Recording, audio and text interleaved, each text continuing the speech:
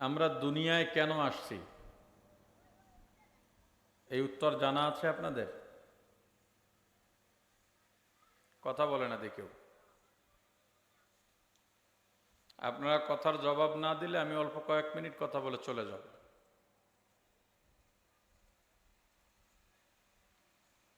কথা বুঝবেন, বোঝার পরে উত্তর দিতে হবে। উত্তর দেওয়া আপনার দায়িত্ব।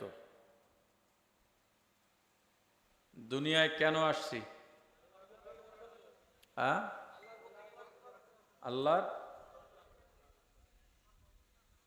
মূলত দুনিয়াতে আসছি জান্নাতে যাওয়ার জন্যে।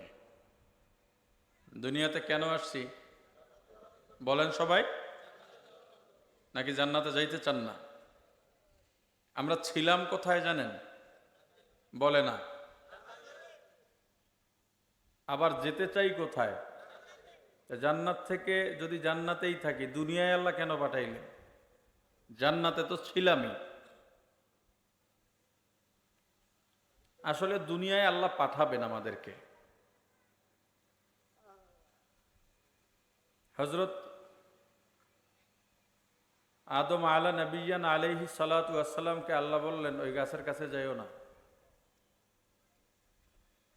ফল খাওয়া তো দূরের কথা, গাছের ধারে কাছেও যাইও না। মূল উদ্দেশ্য ছিল কি? গাছের কাছে যাওয়া নিষেধ না ফল খাওয়া নিষেধ? কথা বলেন রে ভাই। গাছের কাছে গেলে ফল খাইতে পারে এই শঙ্কা আছে, এজন্য কি বলছেন? গাছের ধারেই যেও না। মুসলিম শরীফের দ্বিতীয় খণ্ডে বড় একটা হাদিস আছে, আল হালালু বাইয়িন ওয়াল হারামু বাইয়িন আবাইনাহুমাল মুশতাবিহাত। লম্বা হাদিস। ওখানে আল্লাহ রাসূল বলছেন, রাখালকে উদ্দেশ্য করে, তুমি যে ভেড়া বকরি উট মহিষ গরু বিলে খেতে চারণভূমিতে চড়াও, ফসলের ক্ষেতের বেড়ার কাছেও যেন না যায়। কেন? বেড়ার কাছে গেলে গরু প্রথম দিন শিং দিয়ে একটা গুঁতো দেবে, কারণ ফসলের প্রতি গরুর লোভ আছে। দ্বিতীয় দিন আর একটা দেবে, দ্বিতীয় দিন একসময় বেড়া ভাঙবে, ফসল নষ্ট করবে। হযরত আদম আলাইহিস সালাতু ওয়াস সালাম যে কোনো কারণে গাছের কাছে গেলেন, ফলও খাইলেন। ফল খাওয়ার পরে ইস্তেঞ্জার ব্যাগ হয়েছে। ইস্তেঞ্জা বুঝেন? আপনাদের কথা বলতে হবে রে বাবা। এখন জান্নাত তো পবিত্র জায়গা। ঘরের বেডরুমে, ঘুমানোর রুমে কি ইস্তেঞ্জা করা যায়? প্রসাব পায়খানা করা যায়? তো জান্নাতেও যায় না। আল্লাহ বললেন, আমি আদম এবং হাওয়াকে বললাম, ইহবিতু জামিআ, তোমরা সবাই এই জান্নাত থেকে বেরোয় যাও, কারণ এই জায়গায় প্রসাব পায়খানা করা যাবে না। একটা জিনিস আপনাদেরকে বুঝাই, আমি খুব সংক্ষেপে আলোচনা করব। যে আয়াতে কারিমা তেলাওয়াত করেছি, এই আয়াতে কারিমার আলোকে মোনাজাত সহ 10টায় শেষ করব। আমি 10টার পরে বয়ান করি না। আপনাদের মাহফিলে আসছি, পরিবেশ কেমন, দূর কত দূর, আয়োজন কেমন, মানুষজন কেমন হবে, এই চিন্তা করে আসি নাই। আপনাদের মাহফিলের মাদ্রাসার মুহতামিম আমাদের জামাই। আমার বাম পাশে যিনি বসা আছেন, ইনি আমাদের ওস্তাদ। মক্তবের ওস্তাদ না, কাফিয়া পর্যন্ত পড়ছি, আমি পড়ছি, বড় মিয়াই পড়ছে, ছোট মিয়াই পড়ছে। এমনকি আপনাদের এই এলাকায় 40 থেকে 50 জন আলেম আছে, হুজুরের ছাত্র, আমাদের এলাকার। হুজুরও আসছেন কিন্তু কুয়াকাটা থেকে। আবার এরপরে যিনি বসা আছেন, এই জামাই হলো এই হুজুরের আপন ভাইয়ের মেয়ের জামাই, ওই হিসেবে আমারও জামাই। এই সবাইয়ের অনুরোধে এখানে আসা, বেড়াইতেছি। যেহেতু আসি, একটু কথা বলে যায়। নাইলে আমি মাহফিল করি না, 2-1টা মাহফিল করি খুব কঠোর শর্তে, কঠিন শর্তে। বা দেশাই আমাকে দিতে হয়, 9টা 9:30টায় মাহফিল শেষ, না হয় মাহফিল যাই না। আর একটু শহর লেভেলে মাহফিল হতে হয়। যাই হোক, কিন্তু এই যে আপনাদের মেহমান হয়ে আপনাদের বাড়ি বেড়াইতে আইলাম, আমি সালাম দিলে আপনারা জবাব দেবেন না? আমি কথা জিজ্ঞেস করলে কেমন আছেন, ভালো আছি বা মন্দ আছি এটা বলবেন না? যদি এই জবাব না দেন আমি কি মনে করব? আপনাদের বাড়িতে আর বেড়াইতে আসা যাওয়া যাবে না। কথা কয় না? আপনি যদি আমার বাড়ি যান, আমারে সালাম দেন, আমি জবাব না দিই, এলাকায় এসে আমার কথা ভালো বলবেন? তাও সবাই কয় না। জবাব দেবেন সবাই। আমি বুঝি এটা একদম গ্রাম, আপনাদের জন্যই মূলত ওয়াজ। শিক্ষিত আলেম এদের জন্য ওয়াজের দরকার নেই, ওয়াজ সাধারণ মানুষের জন্য। কিন্তু আপনারা ওয়াজে আসছেন কেন? এখানে আসছেন কেন বলে না? ওয়াজ শুনতে আসছেন, এইটা ঠিক, এজন্যই ওয়াজে ফায়দা হয় না। আজকে একদল আলেম আসছিলেন রূপগঞ্জ থেকে, তারাবো, এই ঢাকার সাথেই, যানজট না থাকলে 15 মিনিট লাগে যাইতে আমার অফিস থেকে। আসার পরে জিজ্ঞেস করলাম, মাদ্রাসার মুহতামিম আসছেন, মেশকাত পর্যন্ত মাদ্রাসা, সভাপতি, সেক্রেটারি, ক্যাশিয়ার, ওস্তাদরা, কয়েকজন ছাত্র হয়েছে, দল ভারী করে আইছে। চিন্তা করছে রাজনৈতিক নেতার কাছে পদ পাইতে গেলে কর্মী বেশি দেখান লাগে, তো হুজুরের কাছে বেশি লোক গেলে মনে হয় মাহফিল পাওয়া যাবে। মাদ্রাসার মাহফিল, প্রথম প্রশ্ন করলাম মাদ্রাসা মাহফিল দেবেন উদ্দেশ্য কি? একজন বলছে মাদ্রাসার একটু আয় ইনকাম দরকারের জন্য। আমি বললাম তাহলে মাদ্রাসায় যাব না, উদ্দেশ্য ঠিক নেই। আর একজন তারে বলে, ধরবে আপনি জানেন না, শুধু শুধু না বুঝা কথা কর। আমি বললাম তো আপনি বলেন। কয়েকজন ছাত্র আছে পাগড়ি দেব। আমি বলছি এটাও তাহলে যাওয়ার মতো উদ্দেশ্য না, এই উদ্দেশ্য মাহফিলে যাওয়ার মতো উদ্দেশ্য না। আর একজন কয় হুজুর কবরবাসীর রুহের মাগফিরাত কামনায়।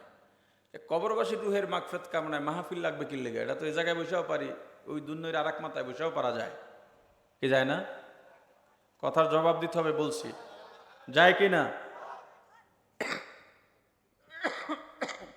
আপনারা আসছেন বয়ান শুনতে, আমি বলবো আমি আসছি বেড়াইতে আইলেও জোর করে কিন্তু আই নেই। আপনারা আনছেন ঠিক না? আপনাদের হুজুর কুয়াকাটা পর্যন্ত গেছে, আমার ওস্তাদের নিয়ে গেছে, তার শ্বশুরদের নিয়ে গেছে, তার আপন শ্বশুরও গেছে, চাচা শ্বশুরও গেছে, আরো লোকজন গেছে। তাহলে বোঝা গেল আমার কাছে না গেলে তো আমি আসতাম না। তার মানে আপনারা আনছেন, জোর করে আসি নাই, এটা তো ঠিক। আপনারা যে আসছেন, আপনাদের কি কি জোর করে আনা হয়েছে? লাঠি লইয়া বাজার বাজার ঘর হয়েছে, মাহফিলে না গেলে লাঠি দিয়ে পিটানি দেওয়া হবে? আপনারাও স্বেচ্ছায় আসছেন, ঠিক? আমাকে কেন আনলেন? আমাকে 2টা পদ দিয়া এখানে বসাইছেন, আপনিও 2টা পদ নিয়ে এখানে বসে গেছেন। আমার 2টা পদের, একটা পদের নাম হলো শিক্ষক, আর একটা পদের নাম হলো চিকিৎসক। আপনার 2টা পদের একটা পদ হলো ছাত্র, আর একটা পদের নাম হলো রোগী। বয়সে, এলেমে, তাকওয়া পরহেজগারিতে, আমলে, জ্ঞানে, সব দিক থেকে আপনি আমার চেয়ে উঁচা মর্যাদার হতে পারেন নিঃসন্দেহে। কিন্তু এই মুহূর্তে আমি যেহেতু এখানে, আমি আপনার শিক্ষক, আমি আপনার চিকিৎসক, আপনি যেহেতু ওখানে, আপনি আমার ছাত্র, আপনি আমার রোগী। এই মুহূর্তে শিক্ষক হইয়া আমি যা বলবো, ছাত্র হইয়া আপনাকে তা মানতে হবে। চিকিৎসক হইয়া যেই ঔষধ দেব, রোগী হইয়া সেই ঔষধ আপনাকে সেবন করতে হবে। আবার এখান থেকে যখন বয়ান শেষ সবাই ভাই ভাই হয়ে যাব।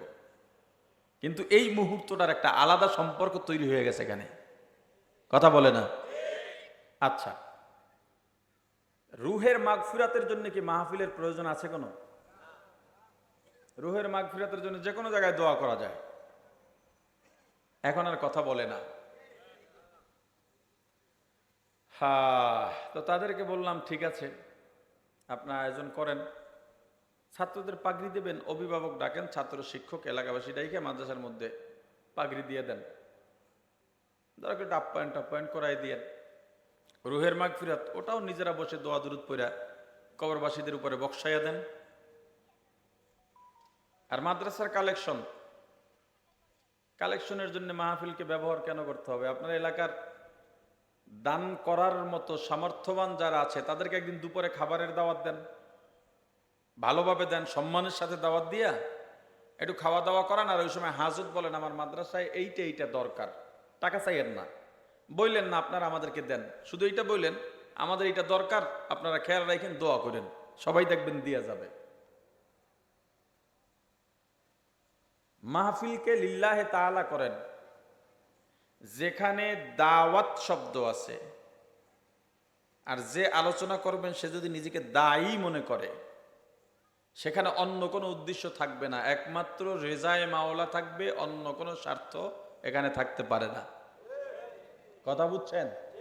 এখন আপনারা আসছেন ওয়াজ শুনতে, আসলে ওয়াজও শুনতে আসেন নাই, আপনারা আসছেন সুর শুনতে। কি শুনতে আসছেন? সুর যদি শুনতে আসেন, এই ওয়াজে কি ফায়দা হবে বলে মনে হয়? সুরের জন্য তো কত শিল্পী আছে, আপনাদের আশপাশের দরবারগুলোতেও তো সারাদিন সুরই বাজে, বরং সাথে ঢোলও বাজায়, মজাটা আরো বাড়ে। কথা বলে না? সুর সেখানে শোনেন। যেখানে দ্বীনি দাওয়াতের মাধ্যমের কথা বলেন, সেখানে সুরকে মুখ্য কেন বানাবেন?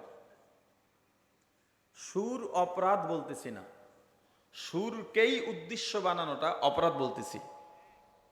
আপনি ঘর বানাইলে জানালা দেওয়ার নিয়ত করা লাগে, দরজার নিয়ত করা লাগে না? ঘর বানাইলে দরজা দেওয়াই লাগে, নিয়ত লাগে? কথা বলে না? কিন্তু দরজাটা যখন দেবেন তখন এই চিন্তা করা লাগে আমি কোন দিক দিয়ে দরজাটা দেবো আর কোন দিক দিয়ে জানালাটা বসাবো। তা আপনি যদি জানালার কথা চিন্তা করেন এদিক থেকে আলো বাতাস আসবে, এই আলোতে আমি তেলাওয়াত করব, জানালার থেকে বাইরের দৃশ্যটা আল্লাহর কুদরত দেখা যাবে, তখন আপনার আলো বাতাসের চিন্তাও করা লাগে না, এমনিই আলো বাতাস আসবে।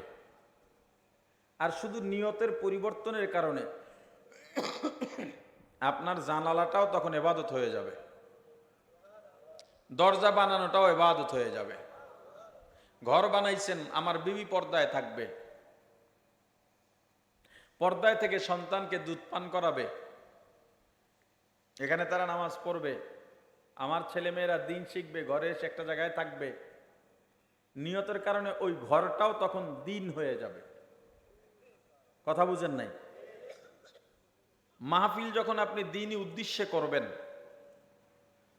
দ্বীনি উদ্দেশ্যে মাহফিলের আয়োজন করলে ওই মাহফিলে এমনি ছাত্রকে পাগড়ি দিতে পারবেন, সমস্যা নেই।